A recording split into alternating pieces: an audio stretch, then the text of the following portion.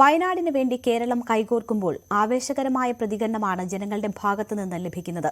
ഡിവൈഎഫ്ഐയുടെ ഭവന നിർമ്മാണ പദ്ധതിയുടെ ഭാഗമായ സ്ക്രാപ്പ് ചലഞ്ചിലേക്ക് എറണാകുളത്ത് വീട്ടമ്മമാർ സ്കൂട്ടറുകൾ നൽകിയപ്പോൾ കൊച്ചുകുട്ടികൾ തങ്ങളുടെ സൈക്കിളുകളും വയനാടിനായി മാറ്റിവെച്ചു. വയനാടെന്ന ദുരന്ത ഭൂമിയെ കൈപിടിച്ചുയർത്താൻ ശ്രമിക്കുകയാണ് കേരളമൊന്നാകെ. ചെറുതും വലുതുമായ സംഭാവനകൾ പലയിടങ്ങളിൽ നിന്ന് പ്രവഹിക്കുകയാണ്. വീട് നിർമ്മിച്ചു നൽകുവാനുള്ള ഡിവൈഎഫ്ഐയുടെ പദ്ധതിയുടെ ഭാഗമാകുകയാണ് എറണാകുളം വരാപ്പുഴയിലെ ഒരു കൂട്ടം വീട്ടമ്മമാരും കൊച്ചുകുട്ടികളും.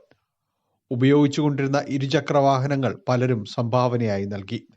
ആക്രി ചലഞ്ചിലേക്ക് കൊച്ചുകുട്ടികൾ വരെ കൈകോർക്കുന്നുണ്ട്.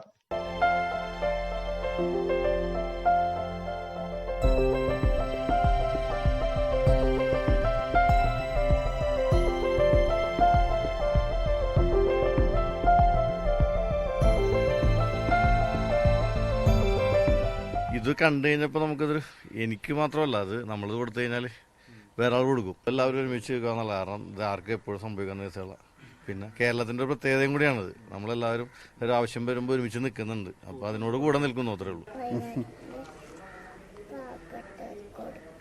മികച്ച പ്രതികരണമാണ് ജനങ്ങളിൽ നിന്ന് ലഭിക്കുന്നതെന്ന് ഡിവൈഎഫ്ഐ മേഖലാ സെക്രട്ടറി. ഇപ്പോൾ ഞങ്ങൾക്ക് 3 സ്കൂട്ടറോളം നമുക്ക് ഈ ഇന്നത്തെ കൂടി 3 സ്കൂട്ടറായി.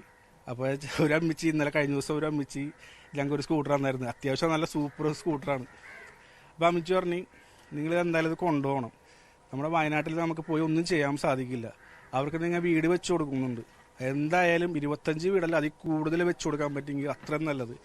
എനിക്ക് അറിയാനായിട്ട് ഈ സ്കൂട്ടർ മാത്രമേ ഉള്ളൂ. ഇത് നമ്മുടെ എന്തെങ്കിലും നിങ്ങൾ ആവശ്യപ്പെട്ട് കഴിഞ്ഞാൽ അത് അപ്പോൾ ഞാൻ പറഞ്ഞു അതൊന്നും വേണ്ട, ദുരിതാശ്വാസ നിധിയിൽ നമ്മുടെ മുഖ്യമന്ത്രിയുടെ ദുരിതാശ്വാസ നിധി തന്നെ നേരിട്ട് എത്തിച്ചാൽ മതി.